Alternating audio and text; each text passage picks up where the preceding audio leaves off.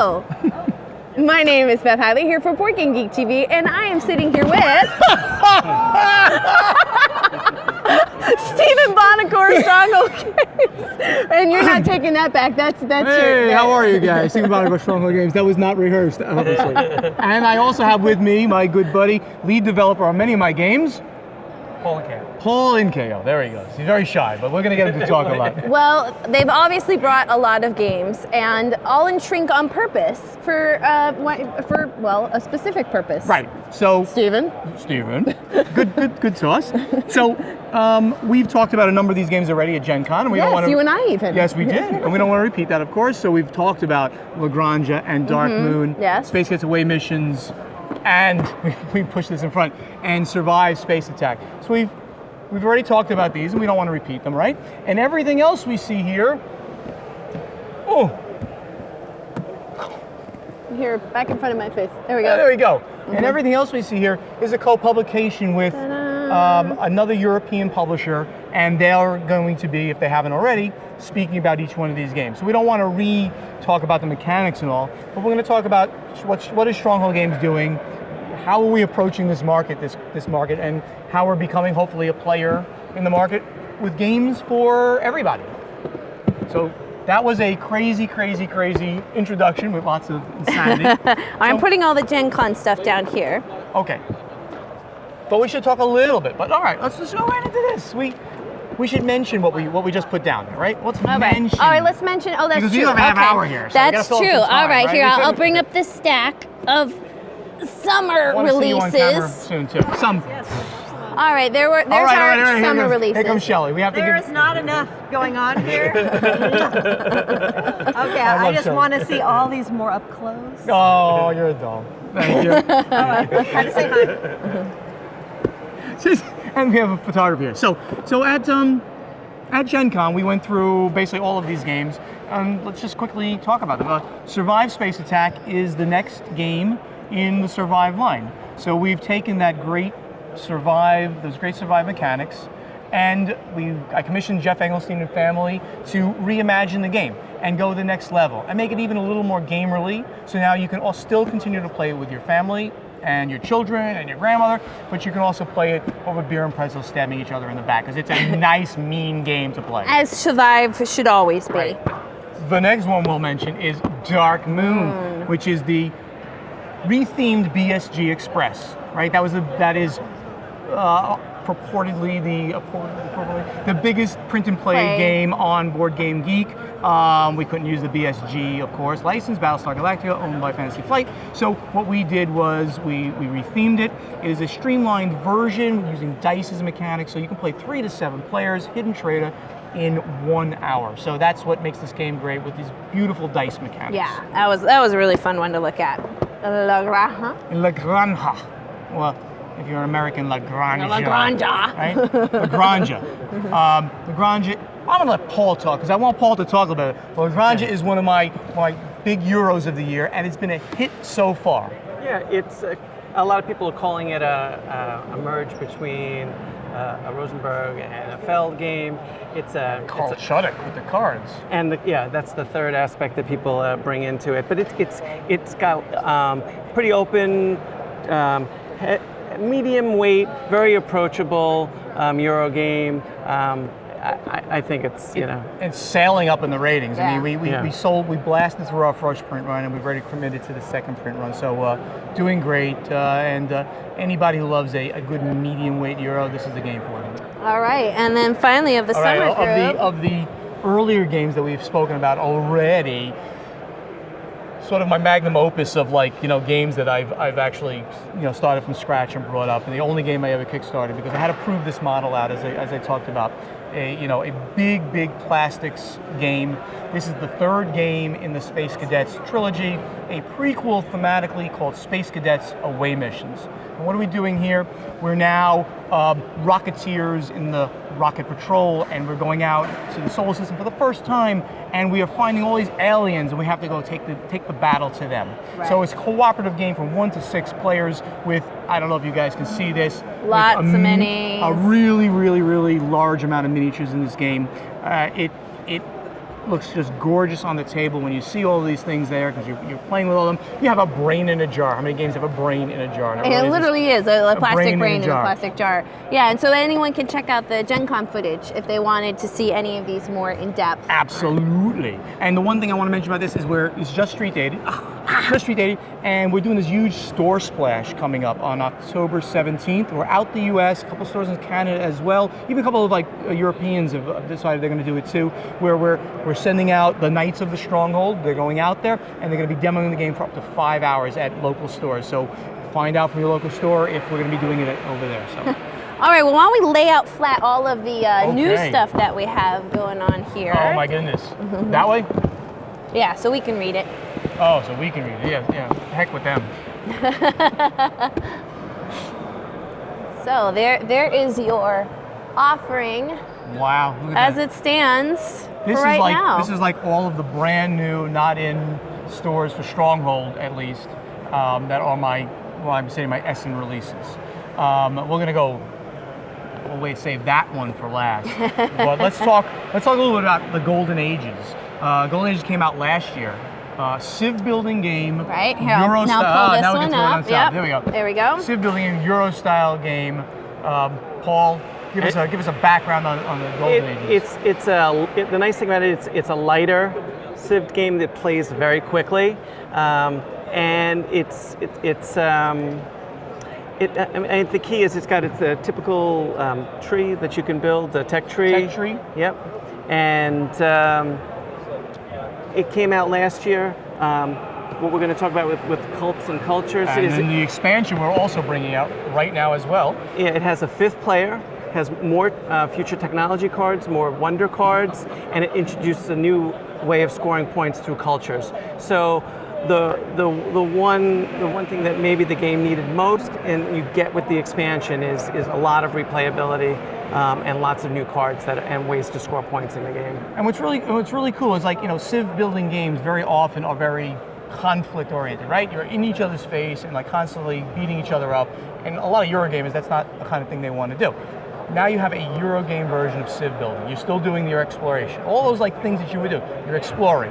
You're gathering bits and pieces. And there's only 4 wars, I believe 4, that you can actually do in an entire game. So you can't win on trying to go after other people. You got to develop your civilization, you got to develop your culture, your wonders. That's what this game is about. Victory point based, not destroying your guy's base. There's a little bit of that, so there's going to be a little bit, but it's mostly about doing a victory point, tech trees and things like that of developing your culture. The conflict in the game was really added just as a self-balancing mechanism. If someone's running away with the game, boom, they're going to get hit. People can take away some of their territories and recapture some of the victory points they may have. And who's your partnership with this one? We have several, right? So this was originally came out last year from Quined and Ludo Editions. So we have partner in Germany is Schwerkraft, means gravity in German, I find out. We have the Italian publisher is Ergo Ludo again. I think they're doing some more games. I'm trying to remember who else is doing games. Long list for this one. But there are several people. There's only one thing I want to add. With this edition, we actually went with a larger card. Larger card base. That's a very good. And you've obviously updated the cover art here. Cover art's changed because the other one was a limited edition. They reserved the rights on that one. Very stylized, but some people like dislike this art a lot. But to me, it's using the eye of the beholder. But what's really cool about it is that it's looks like you're going through Golden Ages, like very Renaissance kind of stuff. And then, of course, all the way through the modern era, right? There's modern people here, too. So you're taking your civilization through the entire thing. All right, moving on. We're going to move on. What do we want to do next? Let's do New Dawn, since it's right in front of us. Let's do New Dawn. So two of my games that are with Artipia this year. And this is kind of like a good lead-in because New Dawn is in the Among the Stars universe. But it's not. But it is not like game. Among the Stars at all. Among the Stars, what is that? That's a card drafting game, and we're going to talk a little bit about the standalone expansion of that in a second. But New Dawn is it's like not civ building, but it's like a 4X game. There's a lot of conflict in this game. You are going through a sector of the galaxy on a very huge board, and Artipia is going to show you this board. It's as big as this table. you're using those same really cool square cards and the way that you point them and orient them. And it's got we're not going to be able to see this, but it's got a ton of plastics in this game. Yeah, this is a substantial So there's a box here. substantial game. You've got bases in this game, and you've got mobile headquarters in this game. And you're going out, if you don't like games of conflict, you don't want to play this game. But if you like in-your-face games, if you want to play a game where like, I'm controlling this territory, and I got you, and I'm shooting some stuff at you, and I'm going to be taking over this area, this is the kind of game that you want. And again, we use that same beautiful artwork and thematics of the Among the Stars universe. Something I don't have here that's just coming out as well is the Among the Stars miniatures pack. Oh, These nice. 8 busts of the 8 major races from the Among the Stars universe, and those are usable directly in this game, as well as Among the Stars Revival. You actually use those pieces in both games, and we're going to continue expanding on the use of those ambassadors in other Among the Stars games. Nice. So you buy them once. Anything else you want to add to that? That's Nope. pretty good. It's Yep. 4X conflict, beating each other up, taking over areas of a sector of the galaxy. Speaking of Among the Stars, And then Among the Stars.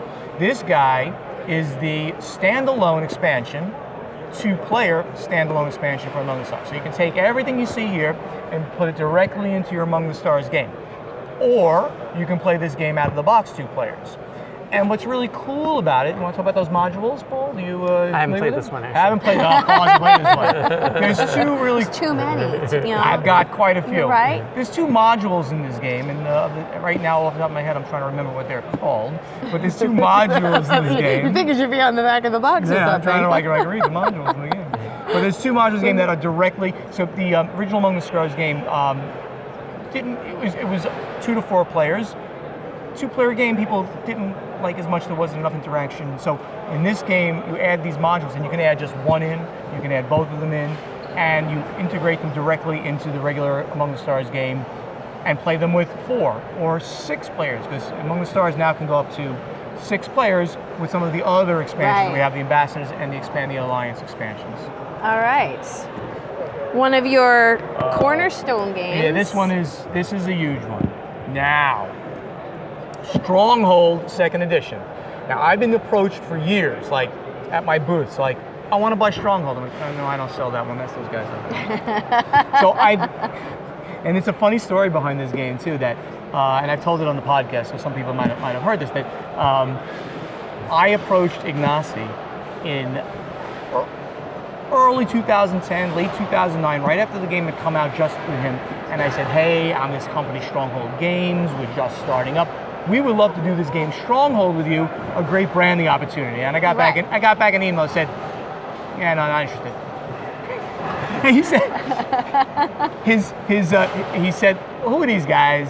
You know, I don't know if they These New can, Jersey guys. These New Jersey guys. I don't know if they can handle it. They're a new company. I'm going to go with another company that was more established at the time, a good idea. He said it was, I quote, the single worst decision he's ever made in his company's history, which really makes me feel good. And now he and I not only have a great friendship because we're on Board Games Insider podcast, we're doing that together, having a great time, but he's doing his own distribution into the US. Yes. And he said, I want to do this game with you because I can bring it back under your brand and I like you and it's going to be great together. So Paul, tell us a little bit about Stronghold 2nd Edition. If you say I've never played the game or you don't know anything about it, you're fired. So. I might be fired. I know a little bit about actually, it, but I want you to talk. No. When we get to that, he's going to be That's talking. the last one. I know. This is hot off the press, so Hot off the press. He I've hasn't been dying played to it. open the game, but basically what you're doing is this is a castle defense game, right? It's a 2-player game in the way it used to be 2 to 4, but the 4-player version was, people didn't like it. So it's a 2-player game where you've got the good guys defending the stronghold, right? Defending the stronghold. They've got a limited number of people that can do so, and you've got the orcs and all the bad guys assaulting, and they are unlimited. Very much War of the Ring kind of thing. I'm not allowed to say Lord of the Rings and stuff like that. So very much like that. And he streamlined the system whereby it's now it was based on like glory points and things, but now it's like a 7-turn game. Who's ever done the best after that 7 turns is going to be the winner. Game plays beautifully, an hour and a half. Really redeveloped to make this already great game really nice, streamlined. And I think he upgraded the components. The wood. Oh, the components. Do Yeah. we show pictures of those? Or you're not gonna be able to No, see them again on you'll camera. have to wait But for Jeff Ignacy. Ignacy But to they're show all us, like yeah. custom cut, you know, archers and guys like that, and wall pieces, all wooden pieces that are really, really Yeah. beautiful. Well, and we upgraded the art and everything like that. So I'm thrilled you guys were able to, Are you like to work throwing it that off? out. Okay. No, I'm really happy to be doing that one with him. So now we get to some of the meaty stuff that Yes. people are really looking forward Well, to. actually, they already saw both of these earlier today. That's right. Friedman was here just a few minutes ago. Friedman was here a few minutes ago, but we've also had Edgar Spiel by today. Oh, so good. hopefully their appetite has been well whetted. Well wetted to talk about this. And we're going to talk about this together, right? Because Porta Nigra and then 504 in a moment, kind of almost sister games, but completely unrelated. But they Totally are alike, but what's that absolutely like, different. but the part that brings them together under the Stronghold banner is that I've made these games. I had first signed Porta Nigra with Edgar Spiel. I made this the Great Designer Series #1. And what does that mean? I decided years ago that I wanted to bring out a game series that I was committed to putting who I felt were the greatest designers in the world. I always talked about designers on games as, I mean, they're the backbone. I mean, without designers, we don't have games, right? And these guys are so important, and in some ways appreciated. In some ways, people don't even know that. But I want to highlight them. So this game is by Wolfgang Kramer. Yep, big and name. Michael Kiesling. Also big It name. is Michael, not Michael. Michael. Wolfgang Kramer and Michael Kiesling. And these are two beautiful design team that have been around for a while, been bringing out great games. And as soon as I signed it, I'm like, this is going to be my first game. And they've already talked about the game, but here, you're going to be physically building the board in the game with these beautiful, vertically with these big tower pieces. The pieces are similar, if you guys remember Torres, with those types of pieces, but we've redesigned them a little bit. They've got very stable. They're really stable. And they've got a brick kind of look. Porta Nigra is an actual place in Germany. It was part of the Roman Empire. I can't pronounce the city name of the Roman Empire, but Porta Nigra meaning Black Gate. It was the gate to this big city. And now you're building that city with a master builder, walking around in a rondel kind of fashion. It seems like walking around in a rondel. He's walking around in a rondel, and he's doing stuff. And, I That's love. what board gamers do when they're drunk. They just walk They around. walk a rondel. I love games with bits. I mean, that's pretty obvious from like almost all the games I do. I don't want to just put cubes. Sometimes you have cubes, but you don't want to just put cubes on a board and it's pushing them around. You know, it's a tactile medium that we work in, and we can actually show things. Like my game last year, Medina, was a reprint of the game from Rio Grande 7 years before that, and you literally saw the city come alive, right? The walls built, the buildings. You don't quite get that level of detail here, but certainly you're going to see these towers show up all over your board. Beautiful, streamlined card selection actions to do things, walk around the rondel to do them in the different sections of the board. Beautiful. The first game in the Great Designer Series, Porta Nigra. And finally, this is like the really the masterpiece of game design that oh my God, this box is like so big, it's ridiculous. And heavy. And heavy, 5.5 pounds I think we figured out today. 504. And you just saw, if you were watching before, you just saw Freedom in here, and I kissed him because I think last time I looked, it was trending as the #1 game of Geek Buzz at the show, and so excited about this. My man Paul here was the rules editor for English. So any rules errors over there? No. We went through it with a game of this magnitude, this complexity. You know, you're going to find those things, but and so this is #2 in your designer series. and we should mention that's why they're linked in that kind of way. Right. Freedom and Freeze has had so many wonderful games. As soon as I found out I was going to do it, I'm like, I want to make this #2, the Great Designer Series #2. So I've been trying to start this thing for like 5 years. This series, I have 1 and 2 this year because designers are starting. Some of the big name designers really want to work, with me. And I mean, I've been calling on them to try to do it. Martin was here a little while ago. Martin and I have been talking for years. We will be working together at some point in the future. I guarantee it. Is that a little spoiler there, No, Steven? nothing signed yet.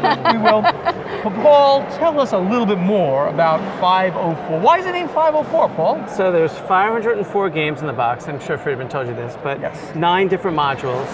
You can play each module one of 3 ways, and talking. I was gonna you do comic basically determine how. The nice thing about the game, and I think as you play more and more of these games, and as the community on BGG is going to make apparent to everyone, is which are the best combinations to play. And then once you find a combination you like, you may actually want to change and use those same 3 modules in different ways to kind of tweak the experience. Right, so you can play 9, 2, 7, and then you can just say, those modules are interesting, let's play 2, 7, 9 instead and see if those things work interesting Right. together. You're changing the turn order, you're changing the way points are Somebody collected. hates worker placement, you Yeah. don't do the worker placement Right. module. We've even Someone given- loves trading, you do a trading module. We've even given you 9 cards if you're like, you know what, I can't figure out what we're gonna do. Shuffle the Totally 9 cards, random. put 1, 2, 3, put the 3 cards out, like, that's the one. No, let's try three different ones, boom, boom, boom. So you can keep playing with it. Oh, God, it really know, is that it's- heavy. It really, we lugged around I know, I can imagine 600 with the copies cases, of this. yeah. It's crazy. You can't even show all the components on the back cover. It's not even close. No, neither could Freeman. Yeah, and the genius in the game, or the crux of this game, is a thing called the Book of Worlds. I'm sure you showed, where you flip to the ones you want using that kid's flip book. Yeah, where you have kinda the head, thing. the body, and the legs, and you basically that's how you design a game, is in pieces. Well, I think really what this comes down to, as we disappear behind a wall of games again, is that you've had a very busy We'll do year. it this way. Yes. So busy that the only thing you'll be able to see of Stronghold games is the beer that they brought to drink. So a Czech beer for my good friends. right? So I think that is really testament to the year you've had. Thank you, Stephen and Paul, Thank for you, bringing guys. everything you guys have done this year. No, I appreciate it. And good Thank luck. you. And thank you for making Strong Games the success it is. I thank the fans the most. So, and thank you. Aw. That's all. And Paul. And Paul. All right, guys. Thank you. Bye bye.